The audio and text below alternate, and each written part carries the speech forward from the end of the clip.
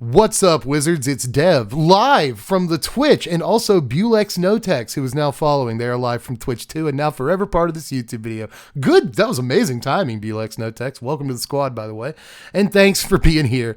Everybody live with me, the whole Strictly squad behind me, giving me the spirit bomb energy to open the folder labeled Thursday Thunder. You ready, guys? Because once we click on this card, spoilers start. Hey, I haven't even done the whole intro. Did you know that there's spoilers for Outlaws at Thunder Junction? Yes, you clicked on the video, so you know that? Okay, let's get into it. Now, starting today, let's look at Gin of Fool's Fall, because there have to be bad cards. Look, I could do a whole philosophical thing on why there have to be bad magic cards. Mostly the answer is draft. But every time the answer is limited. That's the case for Gin of Fool's Fall. This is 5 mana, 4 and a blue for a 4/3 Gin with flying, and it also has plot, 3 and a blue. Card is a card. It's a card in limited. I mean, who doesn't like 4/3 flyers in limited, especially when they're free, but I don't like skipping turns. We've had this conversation before this previous season. I'm basically done with it. Slick Shot Vault Busters up next. 2 mana, 2 and a blue, in fact, for a 1/4 human rogue with vigilance.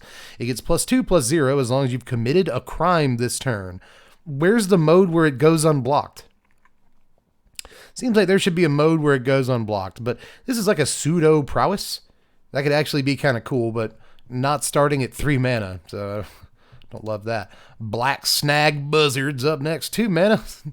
Maybe I should do the whole thing in like the Outlaws voice. Black Snag Buzzard. It's 3 mana. I can't even hold it together for like a sentence. 2 and a black for a 2/1 bird with flying. And when it enters the battlefield, gets a +1/+1 counter if a creature died this turn.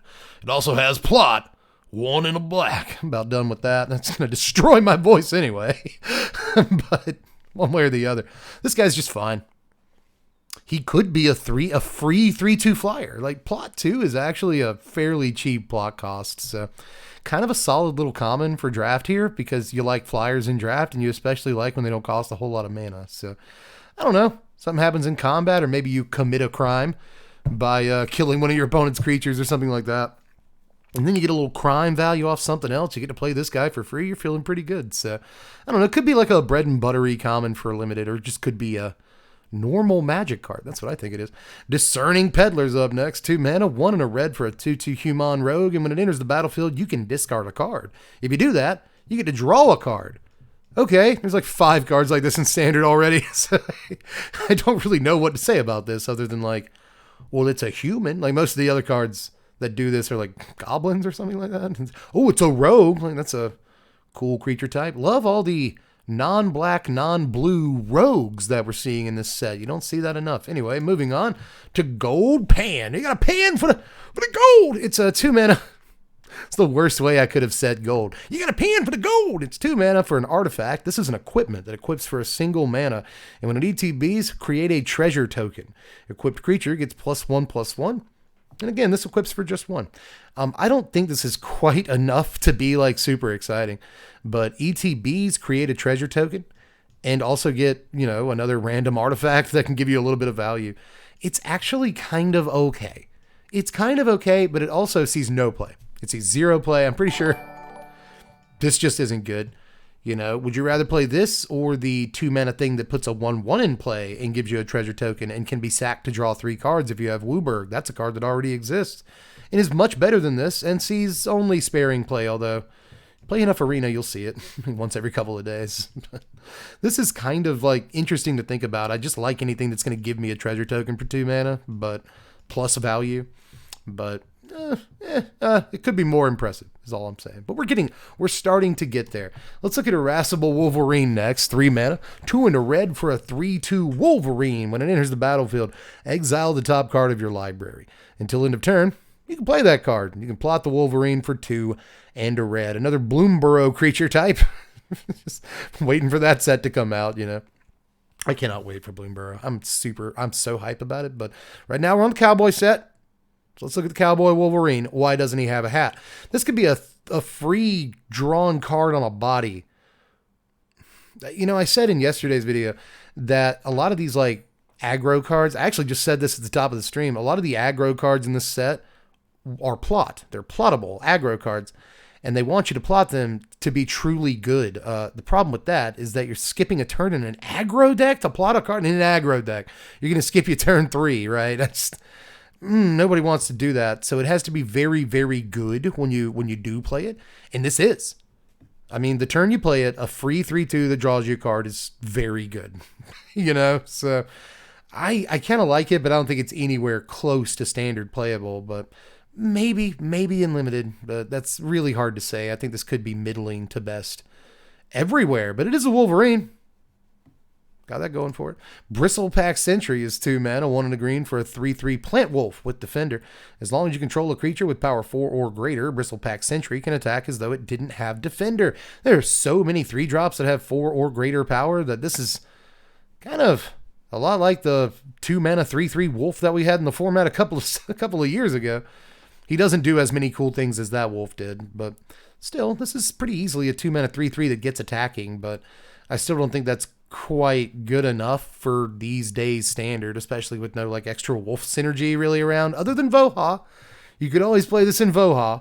You will definitely have a dude with power 4 or greater, but I'm still not sure this goes anywhere outside of, you know, the odd budget or theme deck. Is this going to show up in the top 8? I don't think so, but maybe if you're looking for 2 mana 3/3s in your green stompy deck and you're a little hard up for them, this could potentially take a slot, but I think you've just got better options. Ariette's Lullaby up next. 2 mana, 1 and a white for a sorcery. Destroy target tapped creature. You gain 2 life, so it's the Wandering Emperor's ability, but for some reason it's Ariette's thing. But yeah, Wandering Emperor's ability at sorcery speed.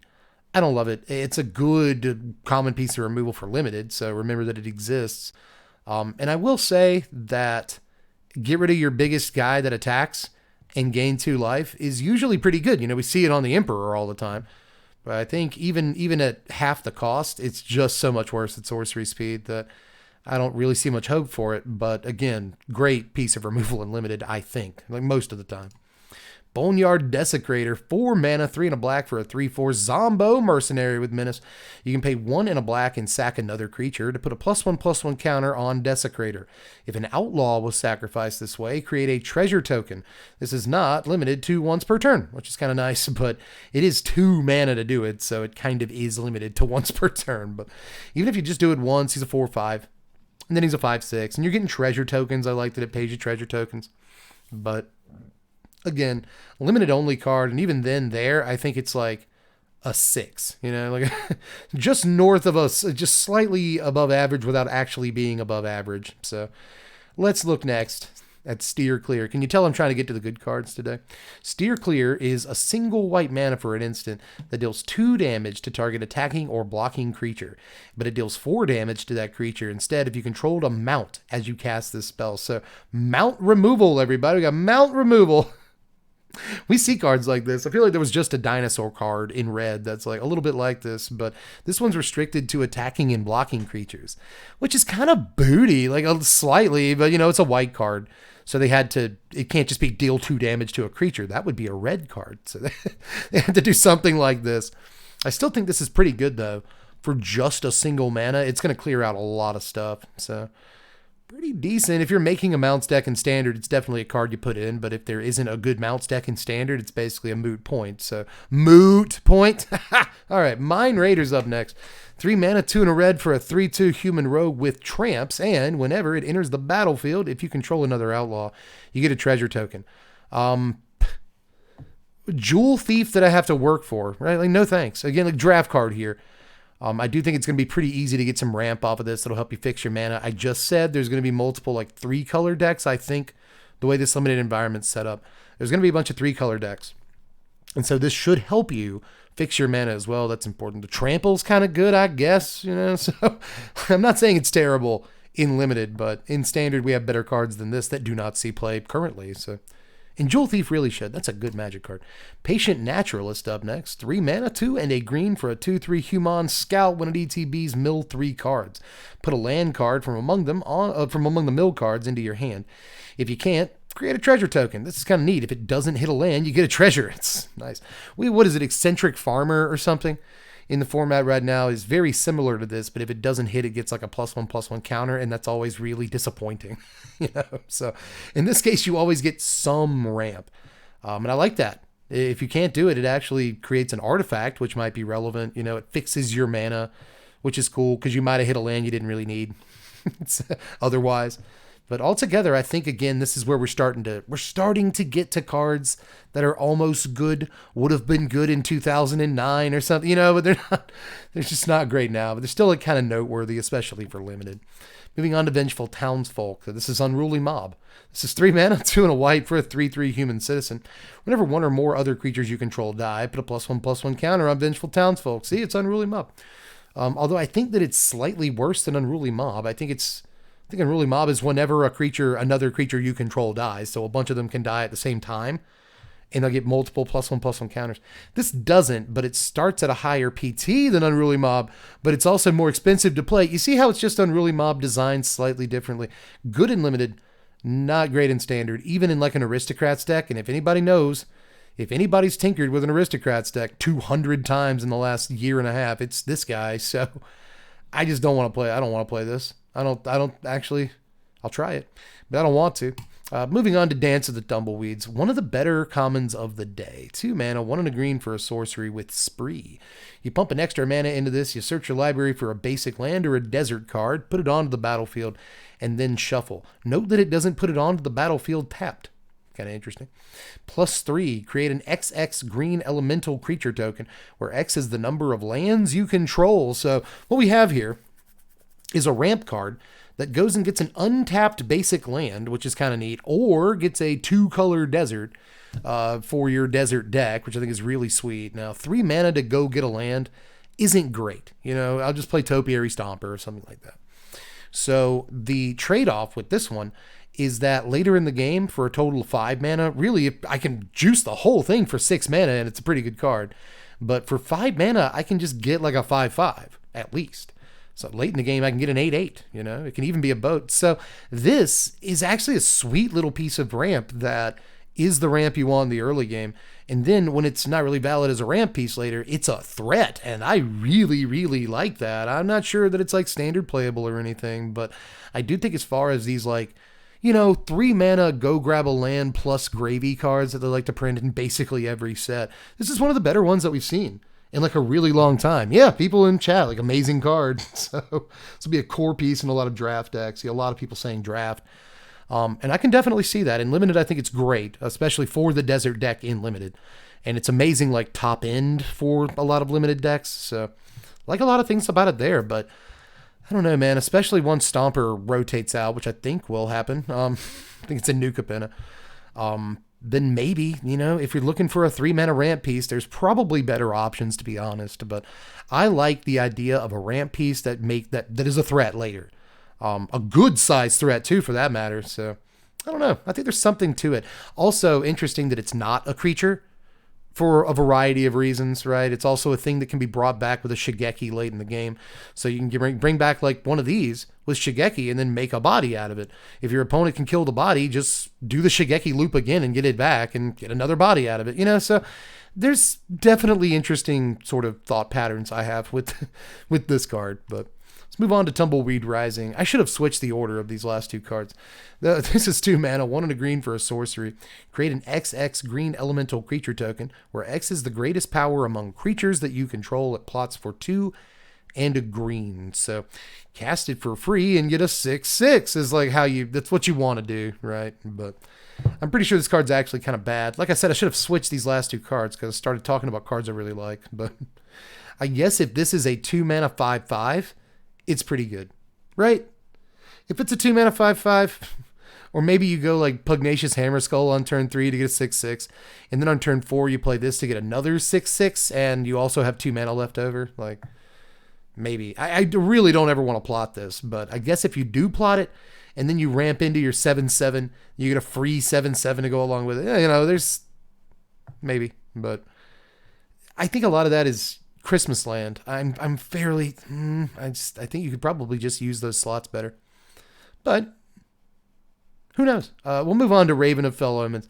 This is up here just because of my love of drains. I will fully readily admit this card is probably not as good as I placed it in the order of commons here, but Raven of Fell Omens is 2 mana, 1 and a black for a 1/2 bird with flying. Whenever you commit a crime, each opponent loses 1 life and you gain 1 life. This ability triggers only once each turn. Wah, wah. Why, man? I mean, you think I'm going to, well, maybe there are like infinite loops. Maybe there are infinite loops where I target you like 50 times with something and then you die to get machine gun Raven triggers, you know, but that would actually be kind of sick. Either way, even though it only triggers once each turn, I still like it. You know, you get 2 of them in play and you start doing stuff. It's like every time I cut down my opponent's bat, I get a drain. Every time I go for the throw of my opponent's Sheldred, I get a drain. Every time I get in with Graveyard Trespasser, get a drain. Every time I tap Armored Scrap Gorger, get a drain. Thanks, commenter, for giving me that one yesterday in the comments section.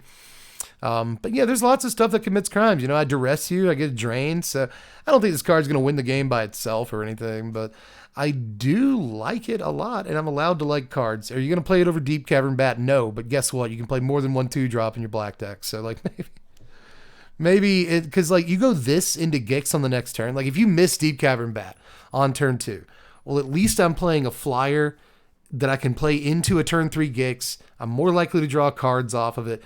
And in the meantime, if I'm picking stuff off with removal spells, if I'm making you discard with Liliana or whatever, like, well, no, that doesn't target. If I'm making you discard with Duress or something like that, if I'm targeting your hand with Deep Cavern Bat next turn or something, like I get drains. So I don't know. I don't hate this guy. I don't think he's really standard playable, but you know I like drains. Like you know I like them. So whatever. Best common of the day though is Reckless Lackey, and I think this is objective, and not just because I like stuff. It's just a single red mana for a 1/2 Goblin Pirate with first strike and haste. You can pay 2 and a red and sack him to draw a card and create a treasure token. This, I feel like I keep saying that like every new Raging Goblin is the best Raging Goblin ever printed. Like I just called that Frantic Scapegoat like the best Raging Goblin ever. And in reality, Phoenix Chick is probably the best Raging Goblin ever. But this is actually a Goblin. It's a Raging Goblin with an extra point of toughness, a ludicrous ability stapled onto it. First strike is very, very good. And also the ability to cash him in later. Like when he's not good anymore, just cash him in. Also, he's a pirate. Like this card is great. Yeah, everyone's like, this is good. He's good. This is a good Magic card. That's a great card. 1/2 greatest ever. Anti-Ragavan, maybe. First striking your ass. There is that. First strike haste is great for a single mana on a 1/2. Like I'm telling you, this is really good. And just the best, honestly, maybe the best part about the card is cashing it in for a card in ramp. You cash it in for a card in ramp. Like, God, it's so good. This is one of the best looking commons in the set, like so far. I'm not sure that it makes Goblins a real deck, although they still have that 2 mana Anthem effect. They still have Krinko, right? So it's possible. Ooh, and this feels Krinko, right? You sack this, make a treasure token, tap Krinko, sack the treasure token, put a +1/+1 counter on all your other goblins. Like, that's interesting synergy right there. But also decent in the Pirates deck. And the Pirates deck wants artifacts to come into play too. Because Lannery Storm, I think she triggers whenever artifacts comes into play and all your pirates get +1/+1. Like, yeah, this is actually good in both decks. So just it's such a sick card, dude. So let's look at a bunch of uncommons that aren't as good as this card, I think, first. But there are really good uncommons today. Luxurious Locomotive. This is 5 mana for a 6/5 vehicle. And when it attacks, you create a treasure token for each creature that crewed it this turn. This has crew 1, and you can only crew it once each turn because they don't want you to get too wise. But I'm pretty sure you can tap a bunch of 0 power guys and 1 power guy and make like 5 treasure tokens. Like I tap 2 market gnomes and a greedy freebooter, and I get 3 treasures. I'm fairly certain you can do that. It says tap any number of creatures you control with total power 1 or more. So it really incentivizes you having 0 power guys. And I like it. But it's bad. The card is honestly god awful. So that's why it's the first uncommon of the day. But I at least have to point out that I'm pretty sure you can do that, and that's fun. Hellspur Brute, 5 mana, 4 and a red for a 5/4 Minotaur Mercenary. Remember, I was hoping we got some Minotaurs in this set. I'm so happy that we got some real cowboys some cow boys. But this guy is a 5-mana 5/4 with affinity for Outlaws, and he also has trample. So this is probably going to cost you like 3 mana most of the time. There's actually lines. Let's say they print a 2-mana guy, like a 2-mana guy with an Outlaw type that isn't mercenary, that puts one of those little mercenary guys into play. Those little token guys, you know, and he costs 2 mana. So if you do that, and neither of those guys gets removed, I think you can play this guy on turn 3, and that's great. It's actually pretty decent. You got 5/4 tramps on turn 3, but either way, if you play like, you know, assassin or mercenary or pirate, yeah, you play that last guy, he's a pirate. Play that last guy turn 1, play a rogue turn 2, play this guy turn 3 if there's no interruptions. That's kind of nice, but I still don't think that these like outlaw cards are very good and standard, to be honest. It is nice they slap trample on him. This dude could have been vanilla, but trample's actually a really, really good ability. So Canyon Crab up next, though. 2 mana, 1 and a blue for Mr. Krabs. He's a 0/5 crab, and you can pay 1 and a blue to have him get +2/-2 till end of turn. At the beginning of your end step, if you haven't cast a spell from your hand this turn, draw a card, discard a card. This guy's neat. I don't think he's good, but I think he's neat. A 2 mana 0/5 is like actually a buttload of toughness, dude. Hard shell to crack, dude. And then later he can just like swing in for 4. But what I'm mostly interested about here is like dropping him on turn 3 or 4 in your control deck. And like he blocks pretty well. And he can even be, you know, win condition technically, but he's probably going to get sunfalled away eventually. So like I doubt he gets play in control, but like he can be as good as a removal spell. It's like stopping combat damage for a couple of turns. Red cannot really do much about him. They don't want to waste Witchstalker's Frenzy on him, but like they might, right? But like, yeah, it's hard for people to attack through this the first couple of turns. And if you're just going to say go until turn 5 anyway, why not filter like 2 draws, you know? So I have thoughts about the curb.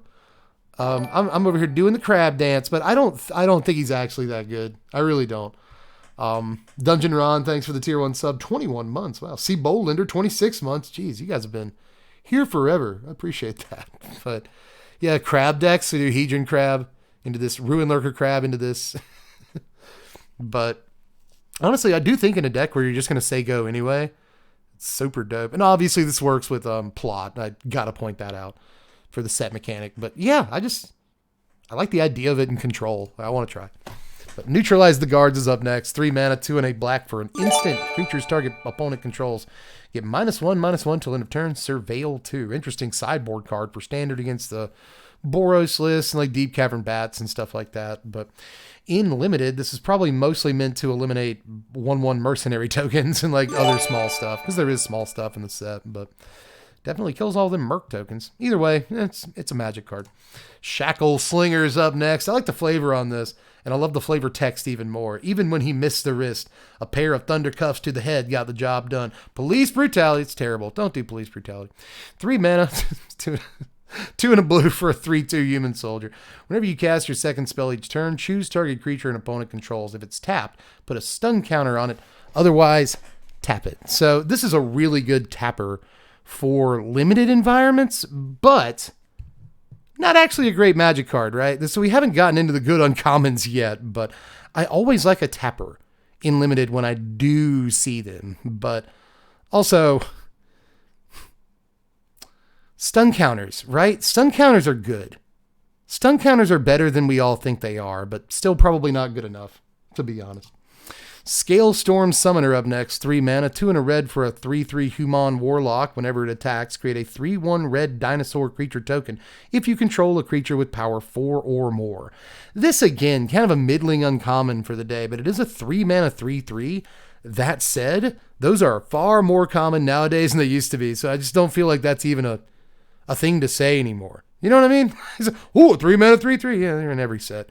I feel like every color gets them now, so that's not as special. But this does put bodies on the table if you do set sub-mechanic of having relatively big guy. And interestingly, if you can increase its power by just 1, it'll put the dinosaur out itself. So it's kind of neat. Again, I think that there might be some chance this limited environment is about like incremental value, you know?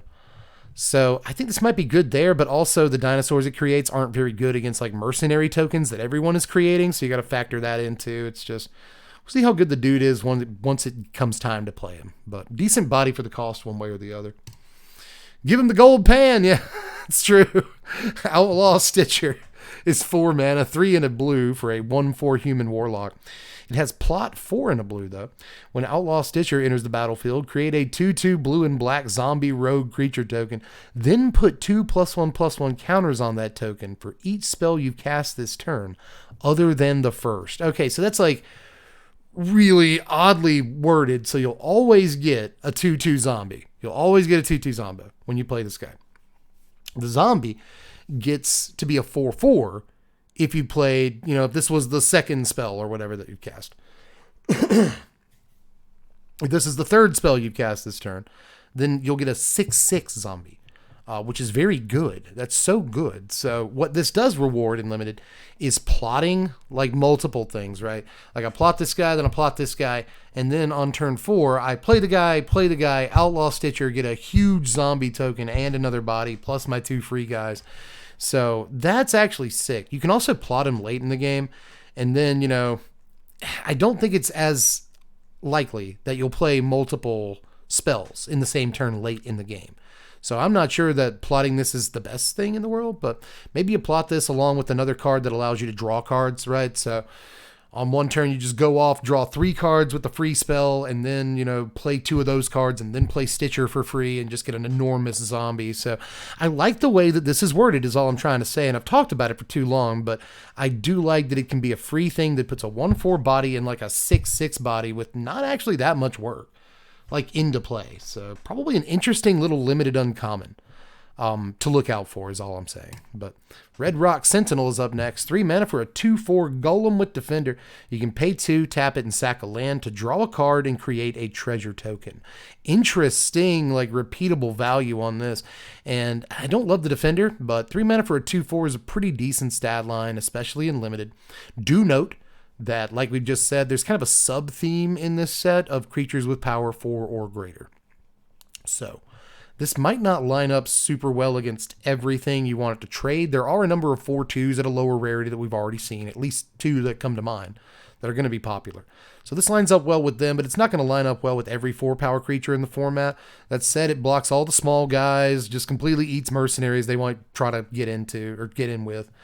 And in the meantime, it's kind of a value factory. If you're flooded, then draw a card, create treasure token is a really, really good mode for a relatively cheap price too. So also note that in Soul Cauldron decks, you can give all of your creatures this ability. That might be a thing for janky reasons that you might want to do. So just always remember when you see activated abilities. But Take for a Ride is up next. 3 mana, 2 and a red for a sorcery. Take for a Ride has Flash as long as you've committed a crime this turn. Gain control of target creature till end of turn. Untap it, gains haste till end of turn. The threaten effect is finally 3 mana again. Just that deserves like some attention because Threaten, I feel like, has been 4 mana for the last 50 sets, But no, this is just straight up Threaten if you want it to be. Doesn't have to be anything more than Threaten, and that's pretty good. But the fact that you can flash this in, or just flash it, and steal one of their creatures on their combat step is going to screw them up like so much. This is actually kind of one of the better Threaten effects in a good long time, I think. I'm pretty sure. So, pretty cool stuff. Nimble Brigand is up next. 3 mana, 2 and a blue for a 1/3 human rogue that can't be blocked if you've committed a crime this turn. Whenever it deals combat damage to a player, draw a card. Strictly better Ophidian. It's just Ophidian, but it's even better than Ophidian. For those uninitiated, Ophidian is just like 3 mana for a 1/3 snake from like Stronghold from Tempest Block. And whenever it does combat damage, you can have it deal no combat damage and instead draw a card. That was a key piece in the 1998 or 9, something like that. Maybe it was 97. I get my years mixed up. World's deck from Finkel, Randy Bueller, I believe, played this deck too. Just legendary Magic players have played Ophidian to great results in the past. And this is where we are with Ophidian type cards in 2024. So yeah, I guess power creep's real because I don't think this sees any play in Standard whatsoever. But, unblockable, draw a card is always cool, but 3 mana is just a bit too much for this effect. 98 maybe? See, I thought 98 was Sly for Finkel, but maybe it was mono blue for Bueller. We'll see. But either way, I want this card to be really good just because of my memories. But it's fine in draft. There you go. It's fine. It's fine there. It's probably decent there. Burglar's Bag is up next. 3 mana for an arty. Whenever you commit a crime, put a loot counter on the bag. You can tap the bag for a mana of any color whenever you want to. And you can also pay 2, tap it, and remove 2 loot counters from it to draw a card. That's actually not bad in terms of 3 mana rocks. 3 mana rocks aren't usually playable. The most playable one in Standard is obviously the Celestus. It's just about the only one that sees play. Is this better than the Celestus? No. I actually had to think about it for a second, though, and that actually kind of says a lot. I mean, Celestus draws you a card every couple of turns. This draws you a card every couple of turns, you know? But the Celestus does gain you life. It fuels graveyard strategies and all that. So it's hard to say. It's actually tough to say, but the life from Celestus has saved me many, many times. So, but I've never said I've never said this card's better because it gains life. But like, am I saying that about Celestus? This doesn't make you pitch cards. It just draws you cards. Raw card advantage. Celestus doesn't do that. If I'm comparing it to Celestus, it's not legendary either. So, you know, it's got that going for it. It's fine. It's a 3 mana rock, guys. It's a 3 mana rock. I feel like Celestus turns like it triggers like literally every turn. In this, you can't draw a card off this every turn. If you want to draw a card, you can't get the mana, which might not matter, but still, I've talked about it for too long, and that kind of says something about the card, doesn't it? You know. Beast Bond Outcaster up next. 3 mana, 2 and a green for a 3/3 human druid. When it enters the battlefield, if you control a creature with power 4 or greater, draw a card.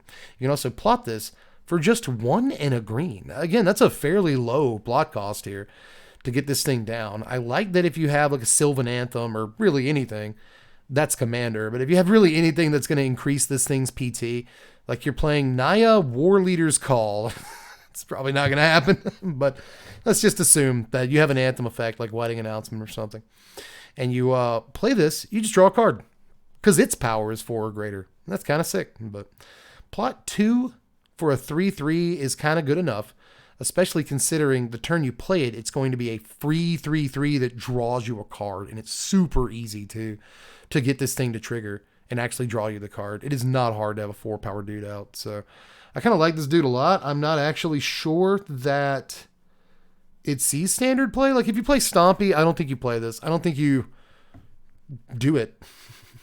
That could be wrong. Maybe Stompy plays this as an interesting like after sweeper play. You know what I mean? Like you plot it for after the sweeper. And then out of your hand, after the Sunfall, you play a 4 power guy, and then you play this guy for free. You've got 2 bounties on the table. You draw a card. You're restabilized. You know, like there's ideas for it, but it's just a big maybe for Standard. I think it's a real strong card in Limited, though. I do. And yeah, you blink it too. Yeah, I mean, absolutely. And there's a card we're going to look at later that matters for. So kind of glad you brought that up. It is a good blink target. Treasure Dredger's up next. I just like that this almost rhymes. It's 2 mana, 1 and a black for a 2/2 human rogue. You can pay 1 and tap it and pay a life to create a treasure token. That's all I really have to say about this card. It's like, okay. So you can bank those treasures, obviously. You can make a treasure every turn for 2 or 3 turns, and then suddenly you got a lot of treasure. So I kind of like it. Treasure. Somebody in chat said, yeah, imagine being drunk and trying to say this card. Treasure.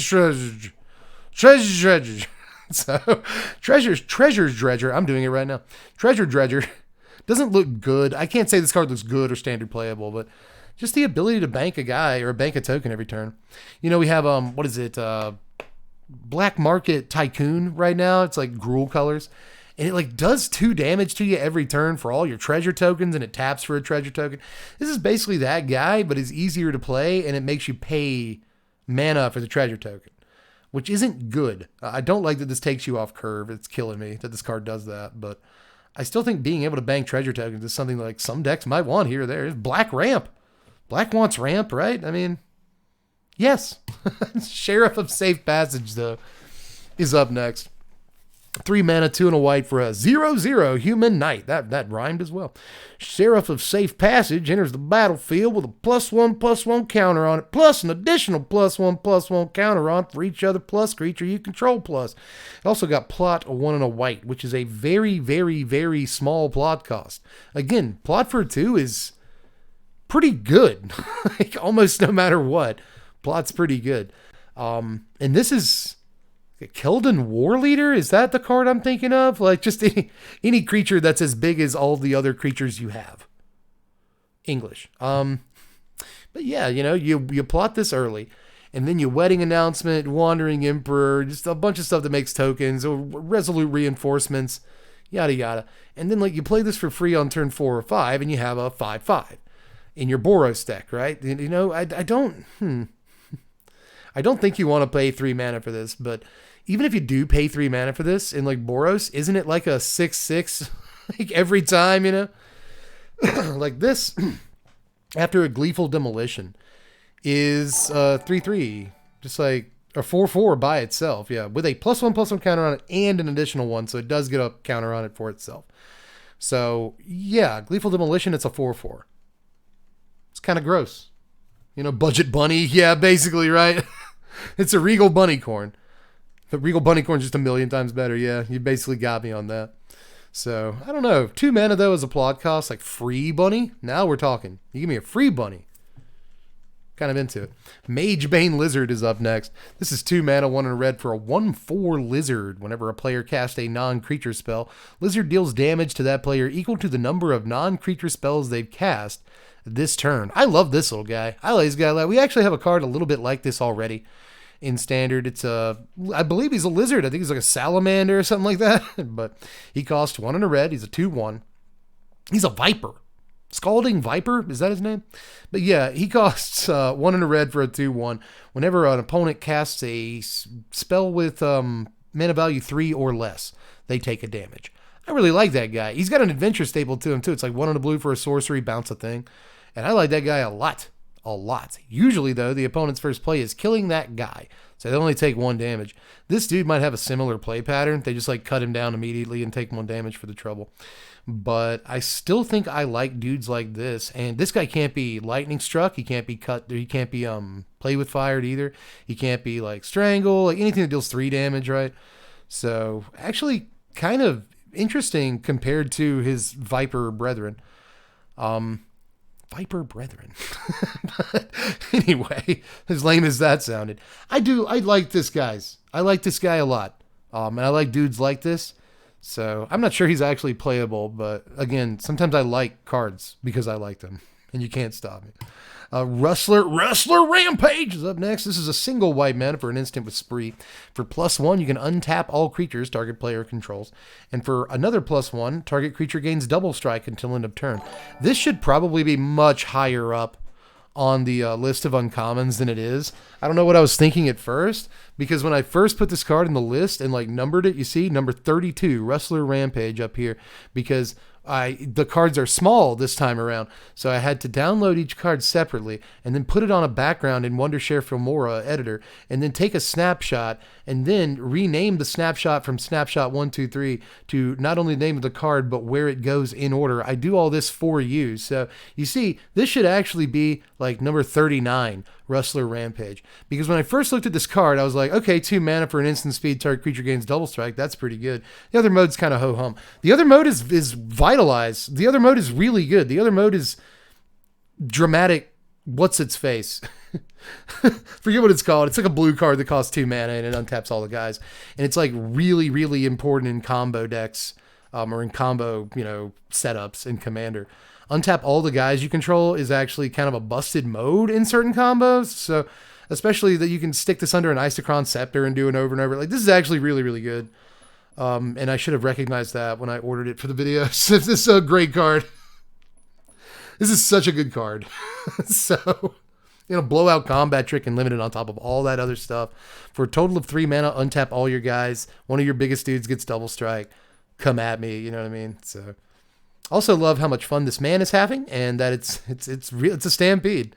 Love the art on this, but release the cows. That's flavor text right there. just altogether, we're obviously getting into some of the better uncommons from today.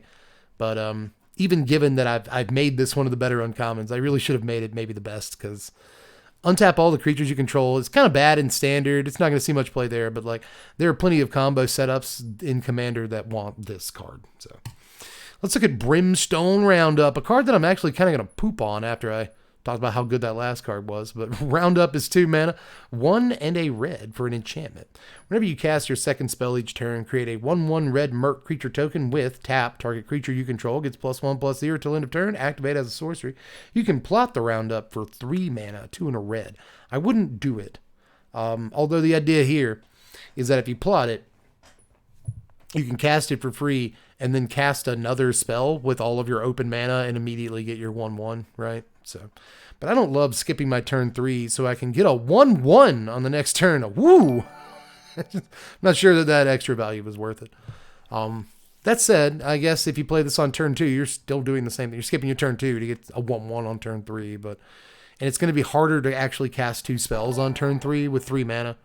So, these are things you have to consider.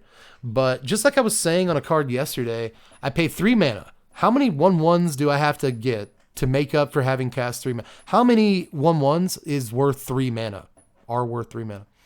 3. I'd say 3 1/1s are probably worth 3 mana, right? At least.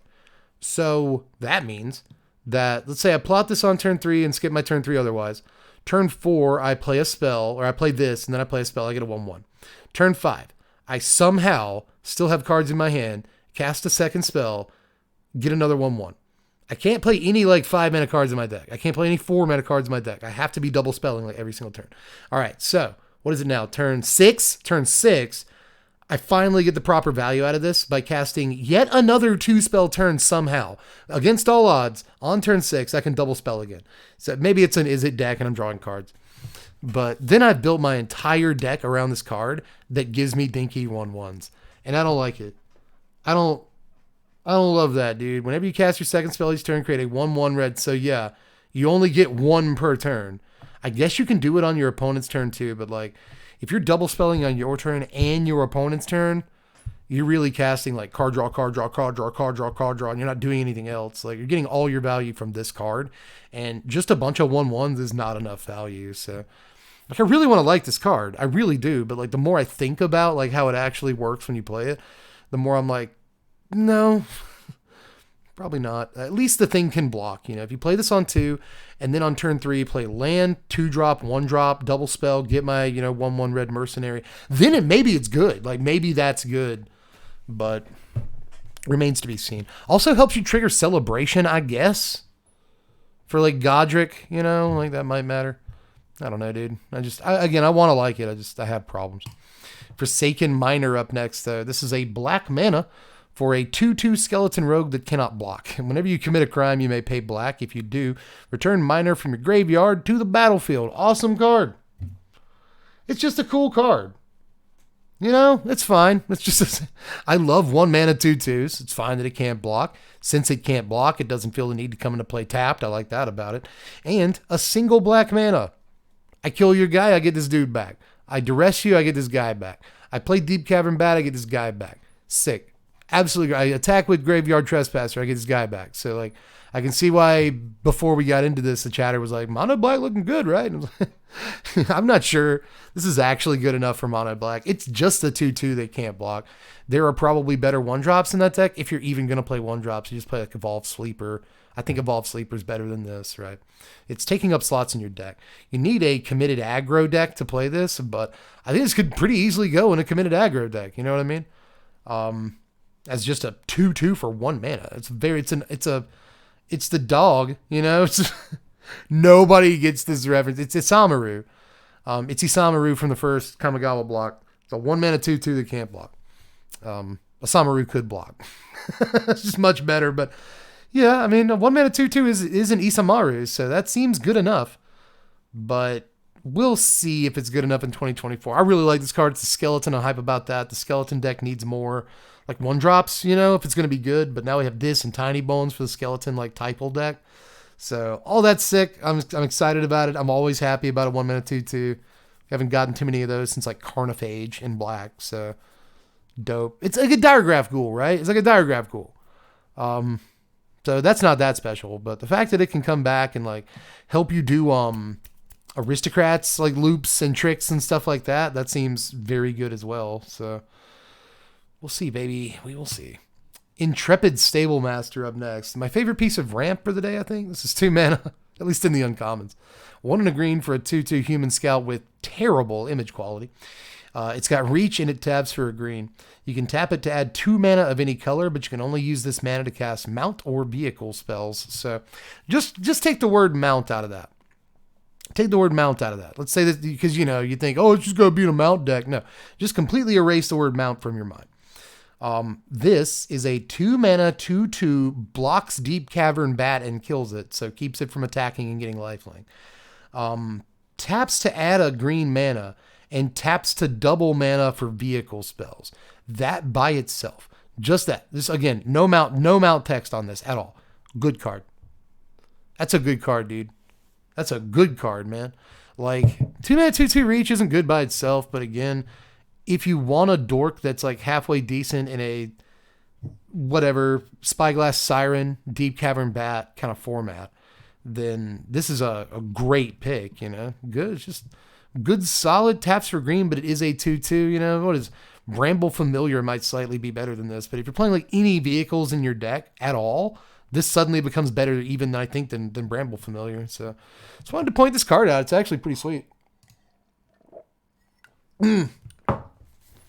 Rise of the Varmints is up next. 4 mana, 3 and a green for a sorcery. You can plot this, however, for slightly less, 2 and a green.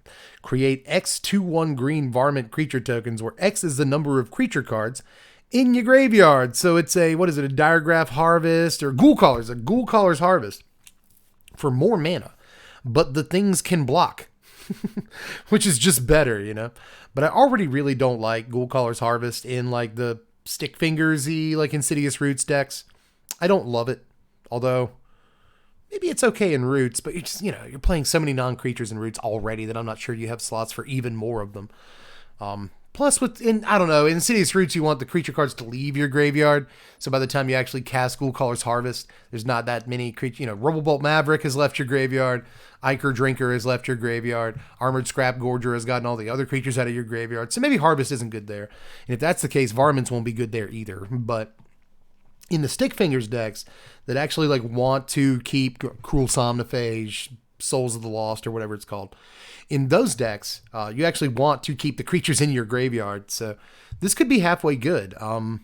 Again, I don't love Ghoul Caller's Harvest in those decks, but that's mostly because you're spending mana to cast Ghoul Caller's Harvest, especially if you're flashing it back. And you're getting creatures that can't block. And in this case, you're spending no mana and getting creatures that can block, which might be really good. So, I'm going to love this card. I'm going to love this card. This is definitely playable W2F. I don't know, dude. Sorcery speed, 4 mana. Plotting it's 3, so you do have to skip a card. Like, let's say I plot this on turn 3. Okay, in my Stick Fingers deck, that's a whole turn where I didn't put any other cards in my graveyard. I didn't cast Undead Butler, right? Like, I didn't do anything to put cards in my yard, at all.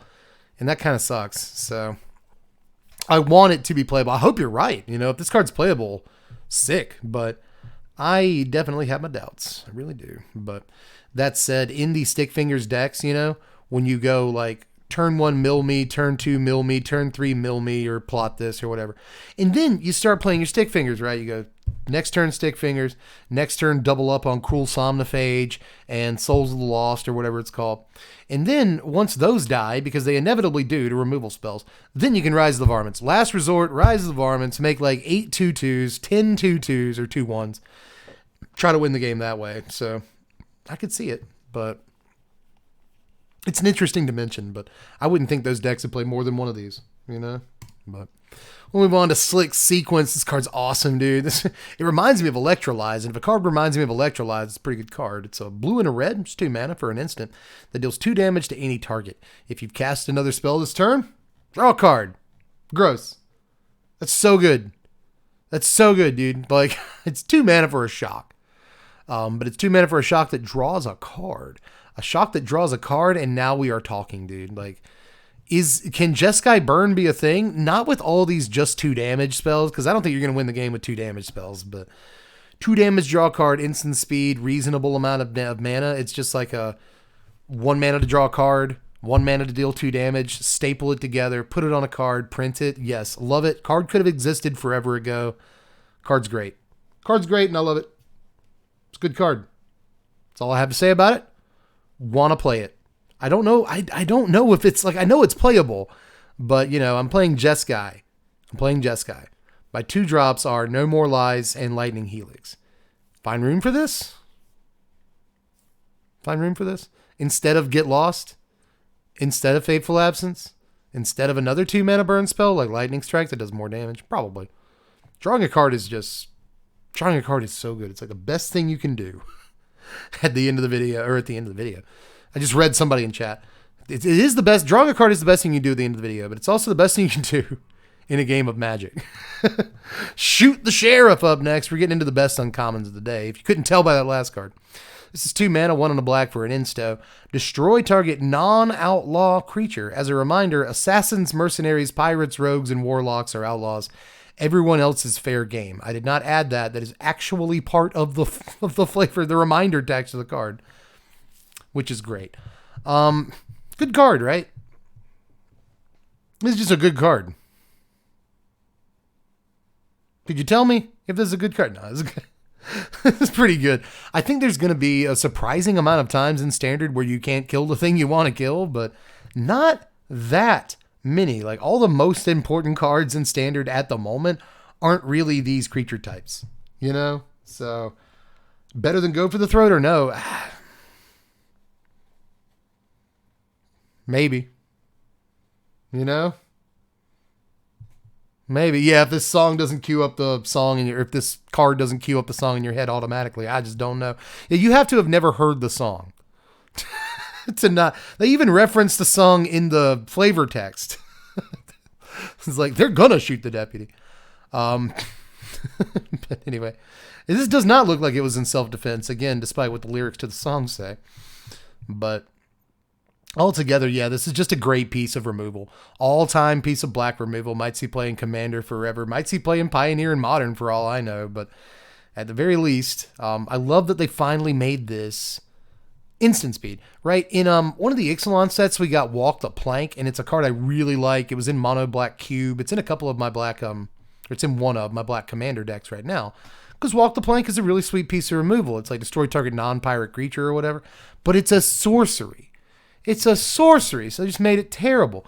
This is actually an instant, but the spread of creature types you can't kill with it is much larger, and I think it's going to make you upset.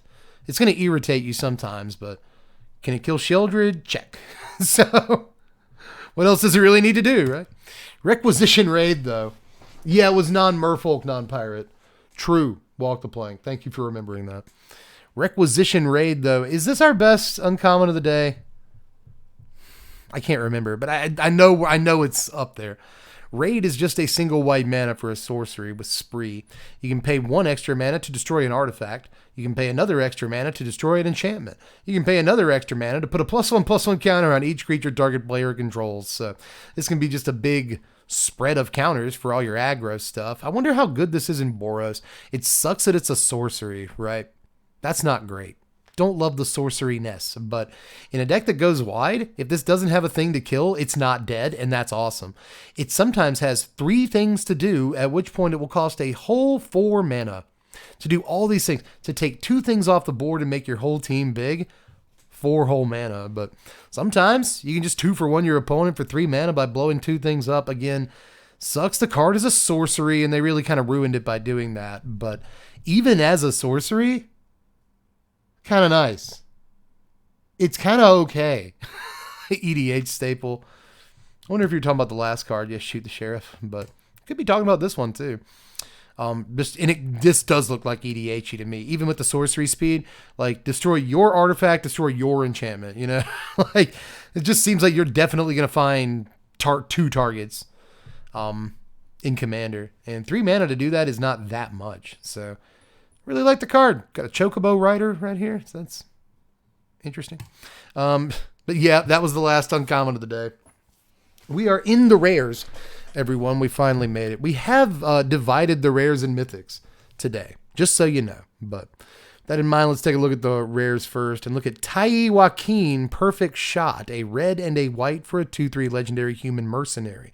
Whenever a source you control deals non-combat damage to a creature equal to that creature's toughness, draw a card. You can also pay X and tap it to have a source, or excuse me, if a source you control would deal non-combat damage to a permanent or player this turn, it deals that much damage plus X instead. So, lightning strike your Sheoldred, tap 2 and this, and suddenly the lightning strike does 5 damage to the Sheoldred. And by the way, I also draw a card.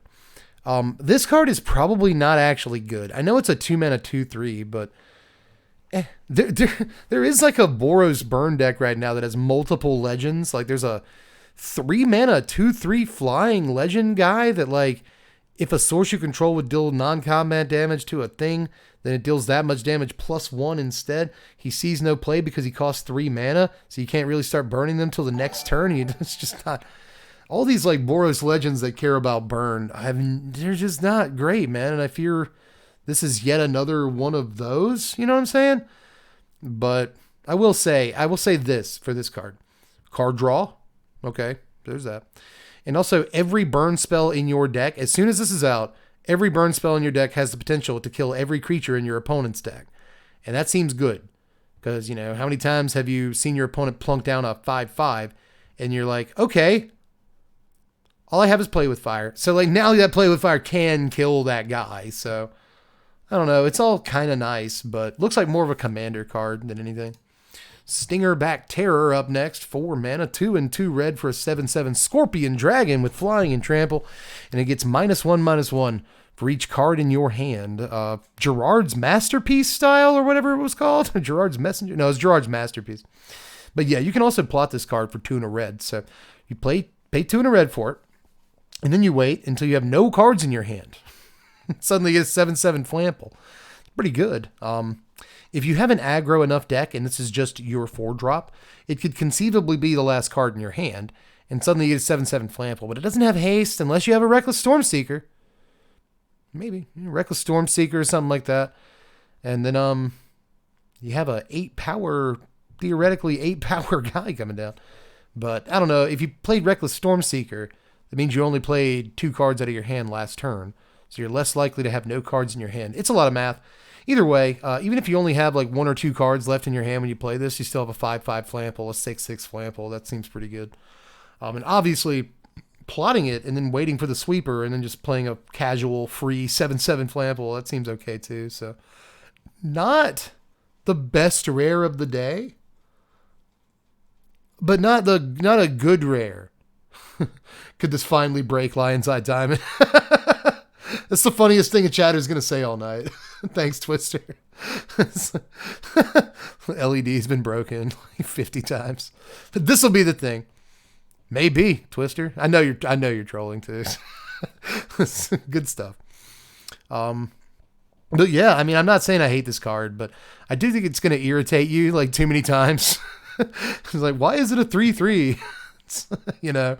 But against discard, it's actually kind of cute, unless they just take it out of your hand with a discard spell. But, they're just making you discard random stuff or whatever.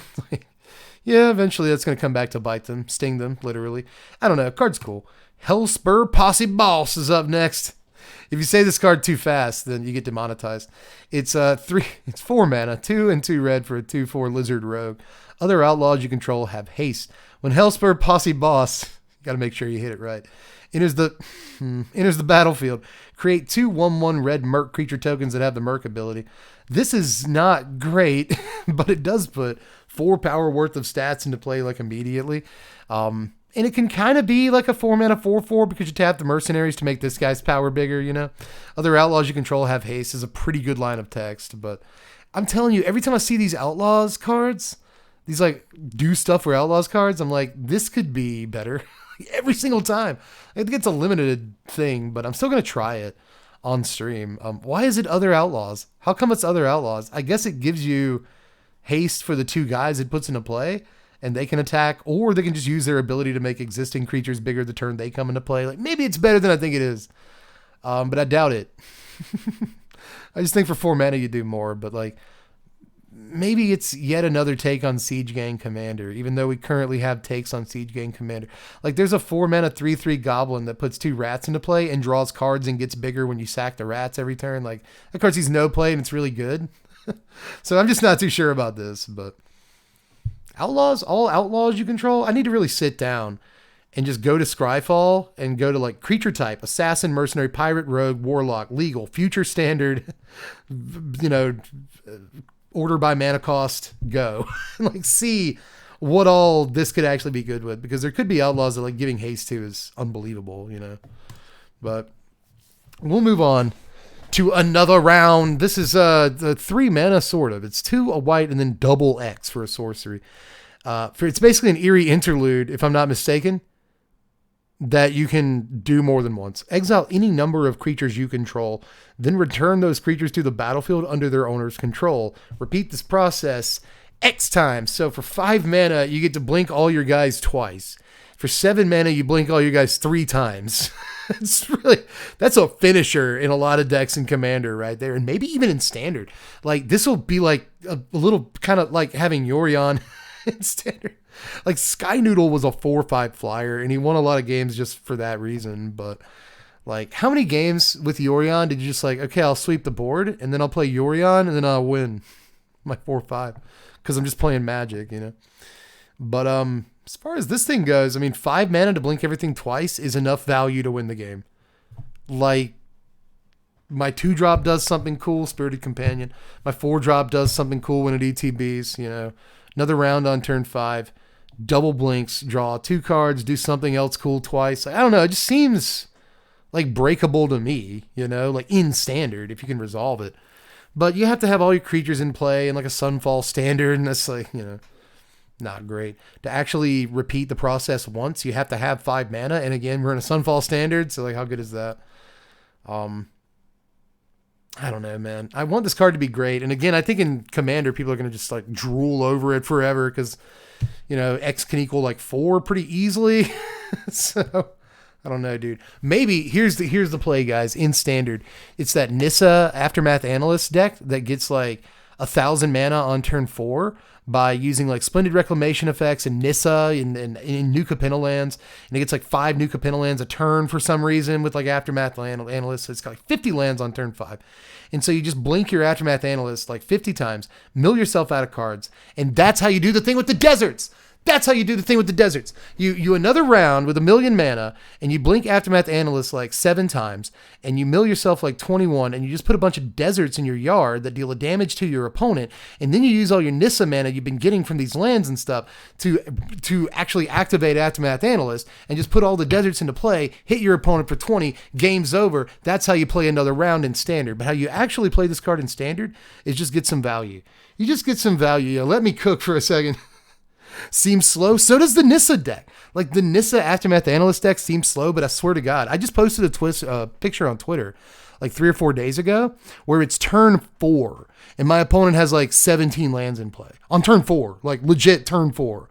My opponent has that much mana. It's like, it seems slow, but these decks can do some crazy stuff, dude. So I don't know, man. I don't know, dude. I've been looking at them deserts that deal the damage to the opponent. I've been looking at them, dude. Remember when we played the one in mono red, like the one from Amonkhet, I think? Like, it produces colorless mana, and it does the damage to them when it comes into play. And like, everybody played that. Either that or like Ramunap Ruins. I think there were both. There were 2. Both existed, right? Ramunap Ruins, the one you sacrifice for damage.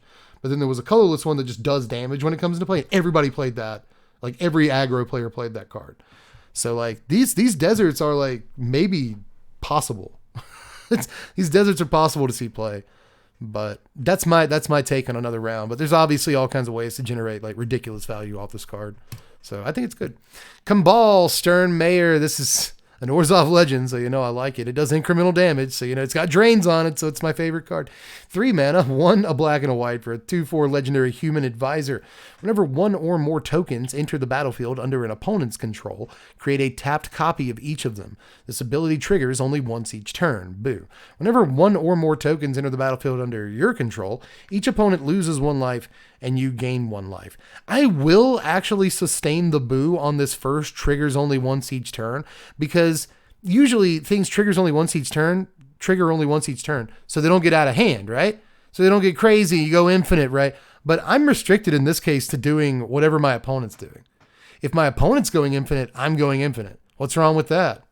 You know what I'm saying? Like, if my opponent's getting 4 tokens a turn, why does it only trigger once each turn? That's weird. That's super weird. I don't understand that. Why? Like, it's not really going to get out of hand. One player's already doing it, so how can it be defined as out of hand? You know what I'm saying? Anyway, small gripe. But that said, whenever an opponent gets any token, you get it once each turn. That's great, right? Like, that's not bad. It does rely on what your opponent's doing, and I don't love cards that do that. So it does something for you too. Whenever 1 or more tokens enter the battlefield under your control, each opponent loses 1, you gain 1. Gross. And that is not restricted to once per turn. So when you play your Novice Inspectors, when you play your Resolute Reinforcements, when you get in while you have, oh goodness, what is the name of the card? It was just in my head. 5 mana, white enchantment. Whenever you attack with X number of creatures, create that many 1/1 tokens. Why can't I remember the name of this card? But yeah, if you wanted to get super jank, you could just make a bunch of tokens with that thing. Rabble rousing. Thank you, chat. That's why I keep you around. 2 of you, Laser Meow and Peepo Lich, get the credit for that one. Yeah, rabble rousing. You can play with this. Anam Pakal in like Mardu Legends or something. Anam Pakal, whenever it attacks, makes a bunch of gnomes. Those are tokens. Everybody loses life. Adeline, she makes tokens. Everybody loses life. You know, there's a million ways to make tokens beyond just Novice Inspector. Gleeful Demolition, 3 life. That's a 6-point life swing when I Gleeful Demolition. And, you know, Bloodtithe Harvester, life. Voldaren Epicure, they lose 2, I gain 1. Like, I'm telling you, there's so many ways to make tokens in Standard right now that, like, I really like this little dude, especially in black and white. There's a bunch of ways. You know, he does cost 3 mana. It's a lot. It's a lot of setup. He cares about something very specific. But in the meantime, you're getting stuff from your opponent. And whenever you get stuff from your opponent, you drain them. That's why. That's why, Dev. You've answered your own question. If your opponent's going infinite, you would also go infinite if it didn't trigger once each turn, and you just kill them.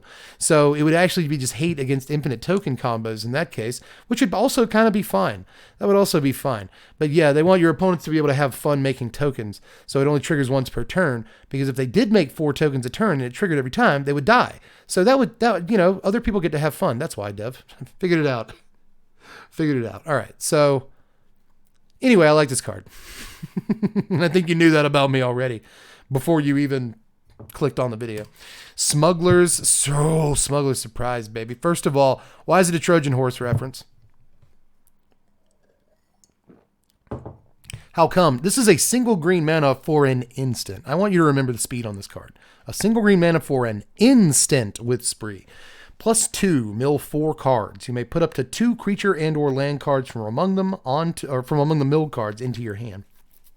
Pretty good first mode. If you pay 5 mana, 4 and a green extra for this, so a total of 6 mana, you may put up to 2 creature cards from your hand onto the battlefield. Oh, and by the way, also if you +1, creatures you control with power 4 or greater gain hexproof and indestructible until end of turn. I've heard some people say that they're like upset that these aren't in like the proper mana order, like it doesn't go 1, 2, 5 on this card, for instance. But that's because these things happen in the order that you do them. So in this case, if you paid 7 mana for this card and did the last 2 modes, you'd put the 2 creatures from your hand on the battlefield, and then all your creatures would gain hexproof and indestructible till end of turn. If you did the one first, then the 2 guys you put onto the battlefield wouldn't gain hexproof or indestructible. So that's why it's ordered the way that it's ordered. And I know it looks weird, and I'm sorry, but still. The first mode on this is actually kind of okay, just in and of itself. Not a terrible mode. You get to draw 2 cards for 3, and you get to mill some cards too. Like, that's honestly not terrible, but kind of a grisly salvage that gets you multiple cards. But obviously the thing that I'm most interested in here is 6 mana, throw 2 guys on the table. Is it better than Coco? No, I don't think that it's better than Coco. I think that it's, as someone in chat has already beaten me too, it is different than Coco. But in standard right now, people are getting to 7 mana. I mean, Domain's getting to 7 mana to cast an Atraxa. Would it be easier to get to 6 mana and play 2 giant guys? Even if you only get 1 dude off of this, like even if I'm just getting 6 mana Atraxa off of this, I'm still getting a discount on my Atraxa, right? So like, it was worth it, you know, like, I don't know, dog, but most of the time I think you might bank this and do something else with it if you already have an Atraxa in your hand, unless you have to cast her right now.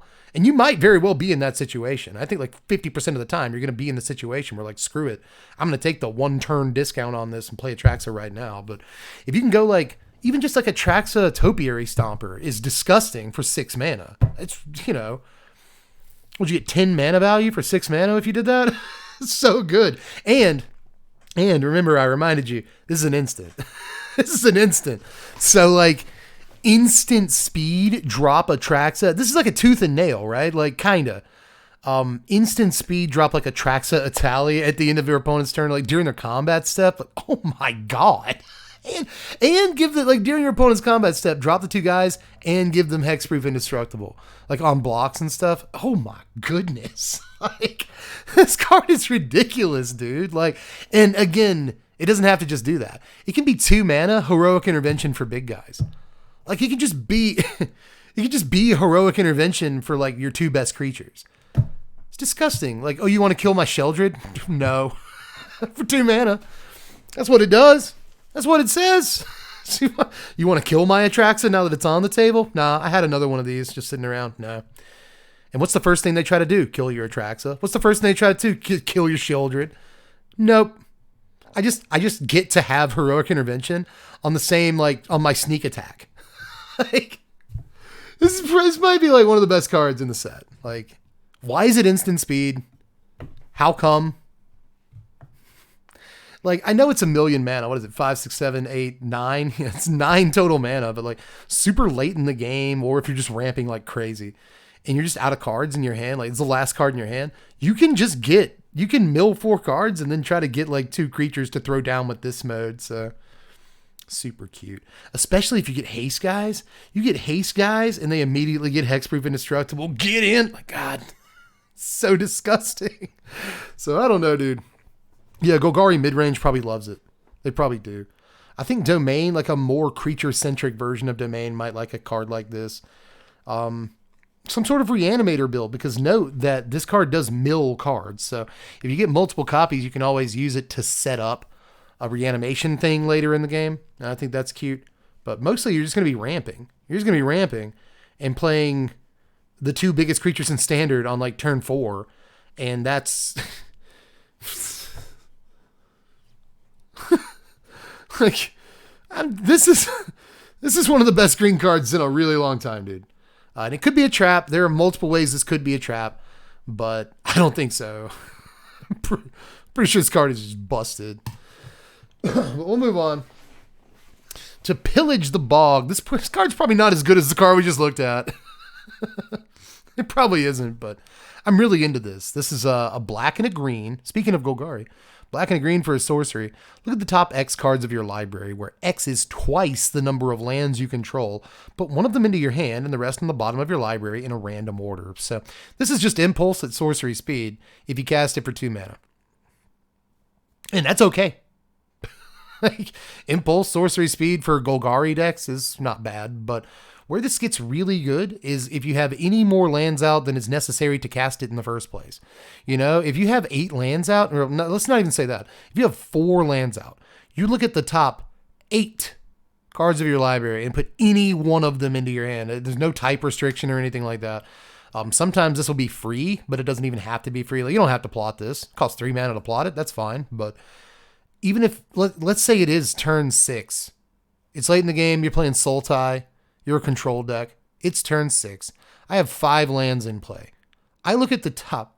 You're telling me I look at the top 10 cards of my library and I get the best one? Like, this card's broken. Like, I don't know if it's broken, but it is like good enough to see some standard play.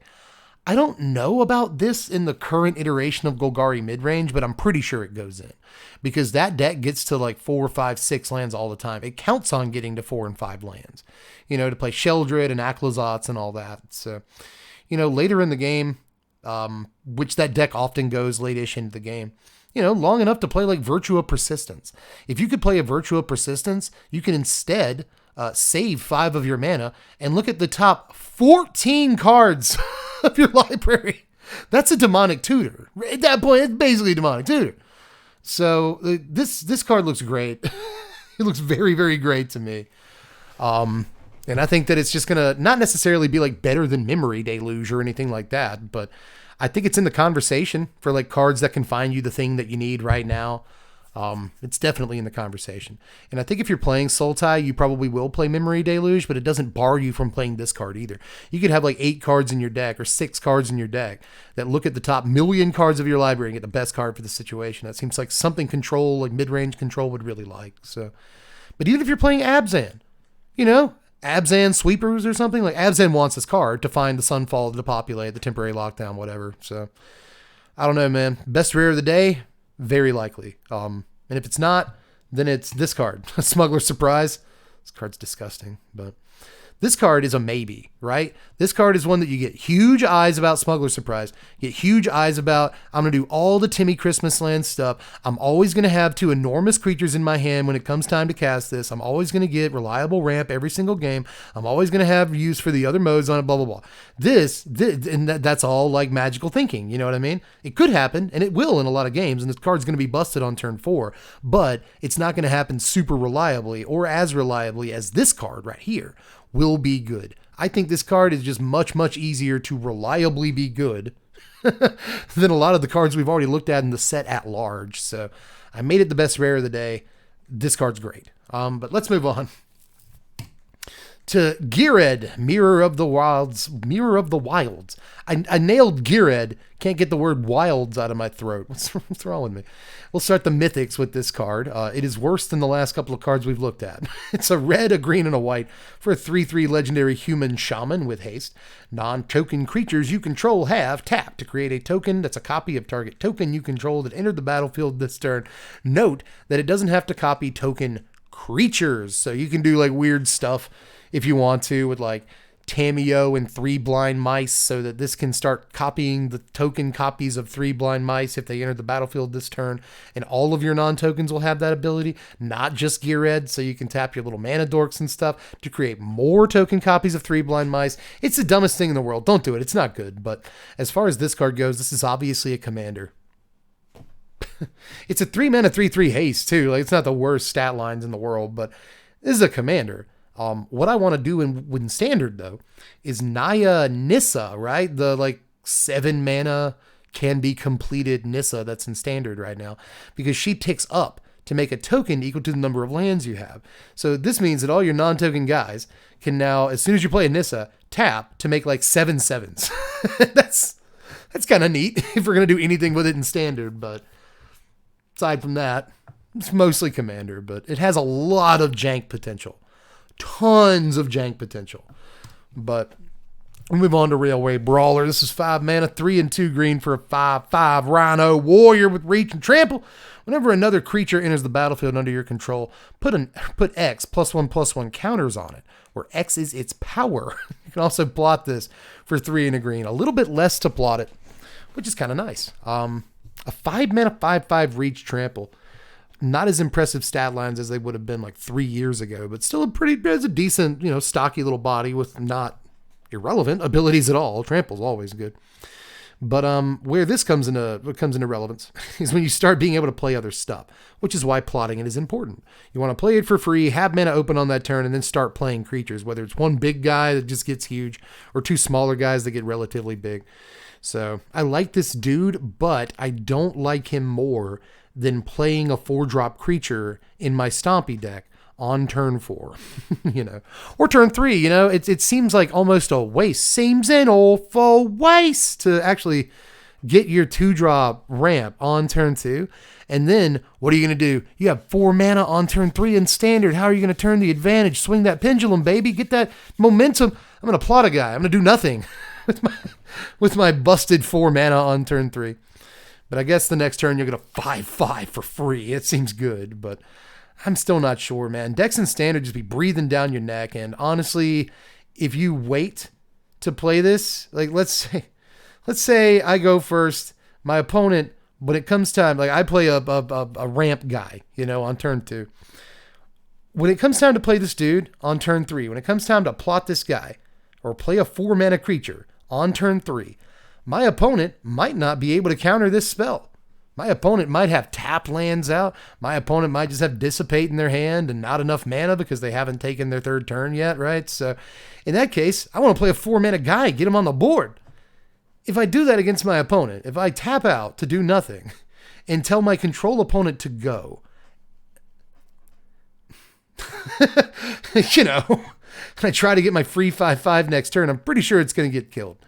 But that said, maybe they'll just no more lies it. Maybe that's it. Maybe they try to no more lies it, and I have the 3 mana open to pay for it. Maybe that's the idea. We cracked it. Giralf the Fleshrite is up next. This is 3 mana, 2 and a blue for a 2/3 legendary human warlock. Whenever you cast a spell during your turn, other than the first spell that turn, create a 2/2 blue and black zombie rogue creature token. Whenever a zombie enters the battlefield under your control, put a +1/+1 counter on it for each other zombie that entered the battlefield under your control this turn. Note that this is not whenever you cast your second spell each turn. This is whenever you cast a spell during your turn. You can't do it on your opponent's turn. During your turn other than the first spell. So this will get you a zombie for your 2nd, 3rd, 4th, 5th, 17th spells in a turn. You get a zombie for everything beyond the first. That's nuts. They also get bigger as you continue to cast spells in any given turn. So that's nice. Is it, I mean, it's no Insidious Roots, but Roots is a lot harder to set up than this card. This is literally just cast spells. It's literally just cast spells. So, it's actually kind of good, man. It's a card that I want to play with, but 3 mana is a bit much, especially for a 2/3. Dies to cut down on a 3 mana body. Dies to go for the throat very easily. Dies to lightning strike on a 3 mana body. These are all things you don't want. It's usually not going to do anything the turn you play it if you play it on curve. If you do wait till turn 4 to play it, congratulations, you got a 2/3 and a 2/2, which isn't actually that good. On turn 4, and your opponent's playing Sheldreds over there. So I want to believe this is good. I think it needs like one big turn where you've untapped, you've got all your mana available, you've got 4 mana and 2 cards that draw cards in your hand. You're going to make 6 zombies this turn. I think that it's possible if you get that like open lane with it, but actually getting that open lane with it's going to be easier said than done. But looks fun to play, looks like it can take over a game by itself, and honestly looks like a kind of interesting commander card too, especially considering you're just going to be casting cheap card draw spells anyway, so it should be blue, Draw's always blue, so there's that, but still, it's in the right color to be a fun commander.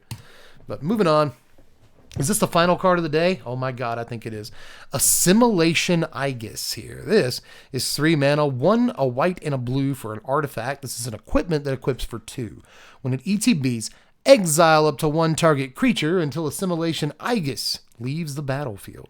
Whenever Assimilation Aegis becomes attached to a creature, for as long as Assimilation Aegis remains attached to it, that creature becomes a copy of a creature card exiled with Assimilation Aegis. So what we have here, ladies and gentlemen, is an Oblivion Ring, Detention Sphere, whatever you want to call it. It's got the same exact mana cost as Detention Sphere, but it's an artifact. It's also an equipment that if I'm able to capture a Sheldred under the Aegis, one of my dudes becomes a copy of the Shelly, which is gross. Also, the interesting thing about this is let's go with that scenario again. I trap a Shelly under this. I equip it to one of my guys. Okay? They kill that guy. All right. Still got the Aegis. Still got the shield. So all I have to do is get like a 1/1 token out or something like that. Equip the shield to it. Suddenly, it's a Shelly again. It's unbelievable. That's so freaking good, dude. So, like, if I kill an amazing dude on your side of the table and I have any number of creatures in my deck, you should be prepared to deal with your own amazing creature for the rest of the game. You could also, by the way, put your own creature under this. There's nothing stopping you from putting your own creature under this, but let's say you don't want to do that. This is a removal spell.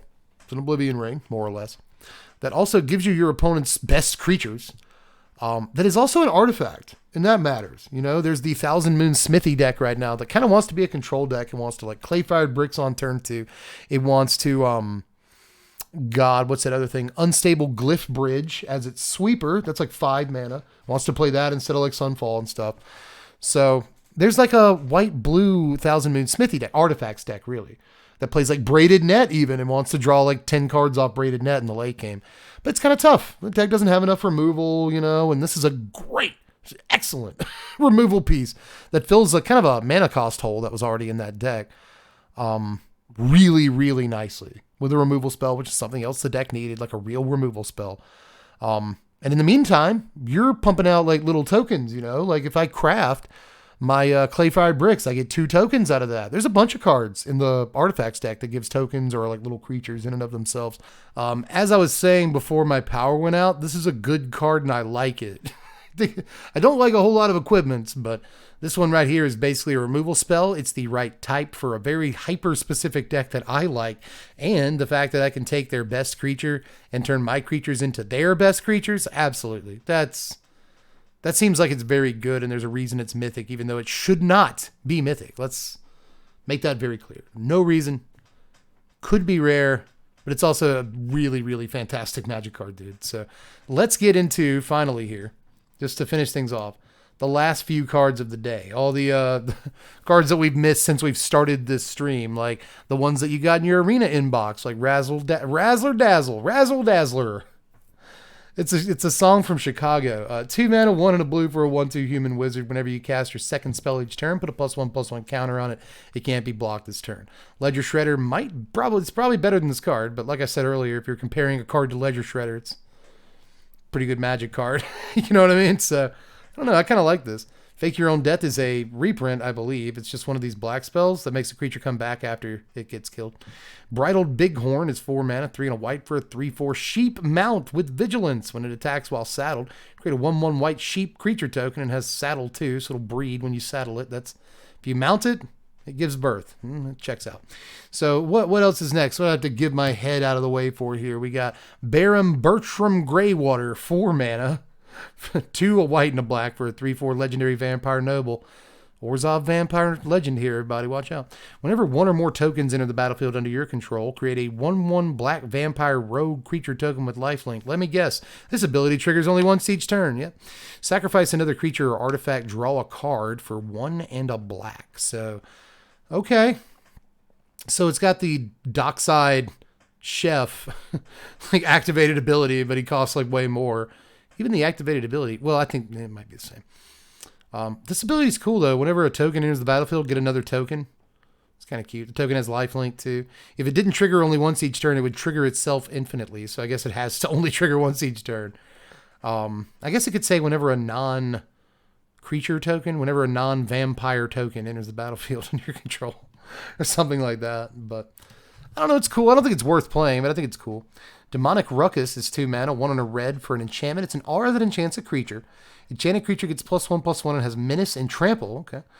When Demonic Ruckus is put into a graveyard from the battlefield, draw a card, plot for a single red mana. Okay, so it's a red Audacity is what it is. Menace and trample, that's pretty good. Gets a little power bonus too.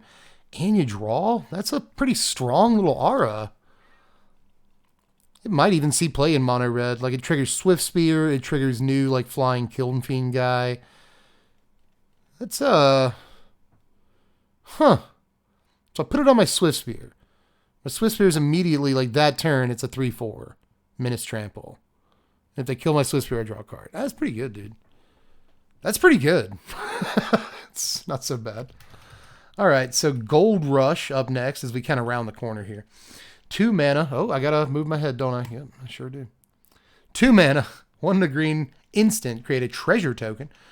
Until end of turn, up to one target creature gets +2/+2 for each treasure you control. An instant that creates a treasure token for 2 mana. It's kind of good. It's kind of good enough, honestly. A pump spell that makes a treasure token for 2 mana. I like it. I can't say much more than I like it, but I do like it. It's kind of cool. I just don't know if it goes anywhere, but it is cool. It's kind of just a giant growth, right? Like it kind of only costs 1 mana because it makes a treasure token. I don't know. It's neat. Leela, and it could give the creature like +6/+6. Let's just keep going. Leela, undefeated slick shot. Taronga Leela. Maybe it's Lila. It's Lila. Delilah. Only certain radio markets will understand that joke. 3 mana, 1, a blue, and a red for a 3/3 legendary human rogue with prowess.